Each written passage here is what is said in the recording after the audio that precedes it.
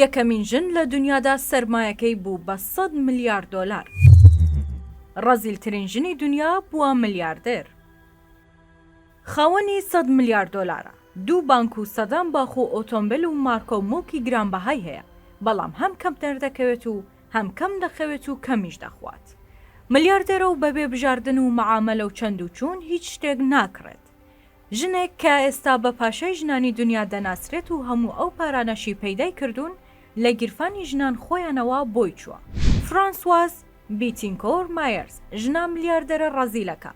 ئەو ژنەی خاوەنی گەورەترین و بەناوبانگترین مارکەی ماکیاژە و خۆشی ماکیاژ و مەیکاپ ناکات و دەڵێت ژنان وەکو خۆیان و بە سروشتی جوانن. هەمووان شۆک بوون کاتێک بینیان ئاژانسی بلۆمبێرگ بۆ ئامار و داتا و ڕیزبەندی ملیاردێرەکانی دنیا بۆ یەکەمین جار لە مێژووی خۆیدا ناوی ژنێکی فەڕەنسی بڵاو کردەوە کە لە تەنیش ناوەکەیدا سەروەتەکەی بە 100 ملیارد دۆلار خەبڵێندرا بوو. فرانسواز مایەرز خاوەن و میراجگری مارکەی جوانکاری و ماکیاژی لۆریاڵە کە بەرهەمەکانی لە زیاتر لە 130 وڵاتی دنیا دەفرۆشێن و خواستی زۆریان لەسرە. بەوپەیەی فرانسواز خۆی ئافرەتە باشتر لە خواست و خەونی ئافرەتان تێگەیشتووە و توانیوێتی بازار و گیرفانی ئافرەتانی دنیا بۆ خۆی مسۆگەر بکات. بەرهەمەکانیشی تەنها لە شوێنە گرانبەها و ڕاقیەکان دادەنرێت. فرانسواز ئێستا توانای ژیاندن و بەڕێوەبردنی دوو حکوومەتی هەیە و بەپێی زانیاریەکانیش 10 ملیارد دۆلار قەرزی لای حکوومەتەکەی ئێمانوێل ماکرۆنە. ژنە ملیاردەرەکە سامانەکەی لەو کۆمپانیایەوە بۆ ماوەتەوە کە 100 ساڵ پێش ئێستا باپیرەی دروستی کردووە، بەڵام زیرەکی و لێزانی خۆی وای کردووە کە سەروەتەکە لە 60 ملیارەوە بێتە 100 ملیارد دۆلار.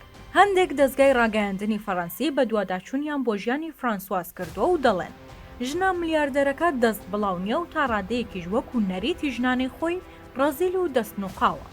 دەڵێن لە کاتی کڕینی کاڵای ماڵەکەی لە یەکێک لە مارکەکاندا 2 جار لە فرۆشیارەکە تووڕە بووە لەسەر گرانی نرخەکانی.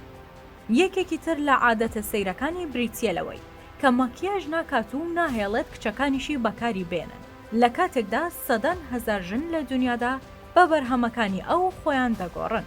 لە ڕیزبەندی دەوڵەمەندترین کەسی دنیادا ژنە فەڕەنسیەکە ڕیزی 12مینی گرتووە و ڕاستەوخۆ ناوەکەی دوای کارلۆس سەلیمی ملیاردێر دێت کە کارلۆس تەنها 1 ملیاری لەو زیاترە. کۆمپانیای لۆریال یەکەمین جار لە ساڵی 1990دا لە سەردەستی بیتینکۆر بۆ بەرهەمهێنانی بۆی قژ دامەزراوە. دواتر فراوان کرا بۆ بەرهەمهێنانی ماکیاژ، دواتریش بۆن و جانتای ژنان و ملپێچ و چەندین بەرهەمی دیکەی گرتەوە. لە ئێستادا کۆمپانیاکە خاوەنی 246 ملیارد دۆلارە و پشکی ئەم بنەماڵە و ئەم ژنەش 100 ملیارە و سەرجەم پارەکانیشیان لە گیرفانی ژنانی کەنەدا و ئەمریکا و ئەوروپا و بەشێکی ئاسیاوە دێت.